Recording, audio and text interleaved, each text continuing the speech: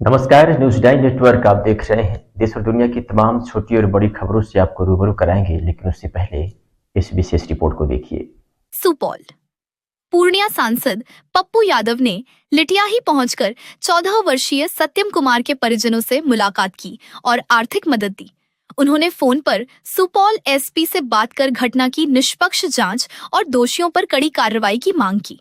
सांसद ने क्षेत्र में लगातार हो रही घटनाओं पर चिंता जताते हुए कहा कि अपराधियों और माफियाओं के खिलाफ उनकी लड़ाई जारी रहेगी। में 24 घंटा के अंदर दो हत्या हुई है सर, क्या कुछ कहें? देखिए, हम जब भी कहीं जाते हैं तो लगता है कि शरीर मेरा खून से लथपथ है। हम तो कल भी जब चले गवर्नर हाउस के यहाँ से निकले तो परसों रात में गोलू यादव की हत्या, फिर धरना, फिर हत्या, फिर वहां से निकलो फतवा हो तो हत्या, खगड़िया हो तो हत्या। मतलब मुझे समझ में नहीं आता है कि ये जो हत्या का सिलसिला है और बलात्कार का जो सामूहिक सिलसिला है बच्चियों के साथ, ये अजीब जुल्म है।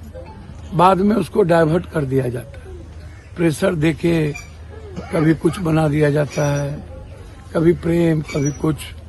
प्रेम का मतलब क्या है? हत्या कर दो। या किसी ने हत्या किया, हत्या तो हत्या है ना, उसको आप कैसे झुठला सकते हैं? आप जरा हमको बताइए। अब ये जो घटना घटी है, अभी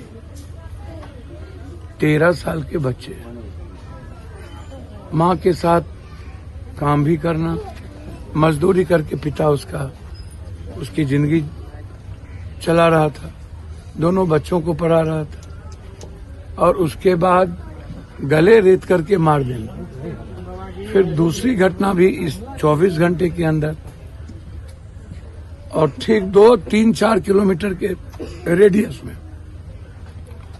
और उस पर एक्शन नहीं लेना। हमने थाना प्रभारी जी के अलावे एसपी साहब से भी मेरी बातचीत हुई। एसपी साहब से मैंने डॉग और एसएफएल की मैंने कहा है कि आप इसको जांच कर लीजिए, और गरीब परिवार है। मैं इतना आपको आश्वस्त करता हूं, बिहार में आम आदमी पर जो अन्याय जुल्म बढ़े हैं, इन अपराधियों का, सरकार और तानाशाहों का, वो तो हम नहीं होने देंगे। हम देश के हर गलत सिस्टम से लड़ रहे हैं। हम इस देश के पीएम से लेकर सीएम तक लड़ रहे हैं। हम सारी ताकतवर व्यवस्था से लड़ रहे हैं। अपराधी और माफियाओं को हम नहीं बख्शेंगे, हम वादा करते हैं। हम धन्यवाद देना चाहेंगे प्रेस के साथियों को और हम समाज के लोगों को कि ऐसे वक्त में यह गरीब परिवार के साथ ये लोग खड़े हो जाते हैं। इसलिए एसपी साहब ने कहा कि हम न्याय करेंगे। एमपी साहब, आप भरोसा रखिए, इस परिवार की इकोनॉमिकल मदद भी मैंने की है। आगे भी इसके पिता को बाहर नहीं जाना पड़े, वो रोजगार करे, इसके लिए मैं इसके पिता को 50,000 रुपये मदद करूंगा ताकि यहीं अपने परिवार की परवरिश करे। लेकिन न्याय होके रहेगा, मैं ये वादा करता हूँ। लेकिन मुझे समझ में नहीं आता है कि ये हत्या का सिलसिला कब तक इन ताकतवर रसूखदार लोग समाज पर प्रेशर बनाते रहेंगे। कानून उन लोगों के लिए जागीर हो जाएगी और अपराधी कब तक बचते रहेंगे? कब तक आम आदमी की बिहार में हत्या होती रहेगी? कब तक हमारी बच्ची असुरक्षित रहेगी? स्कूल में सुरक्षित नहीं, ट्यूशन में सुरक्षित नहीं, बाड़ी में सुरक्षित नहीं, घर के बाहर सुरक्षित नहीं। आखिर किसी की बेटी, किसी की बहन सुरक्षित ना हो, किसी की माँ सुरक्षित ना हो। इसीलिए लड़ाई तो बहुत बड़ी है और हम चुनौती हमेशा लिए हैं।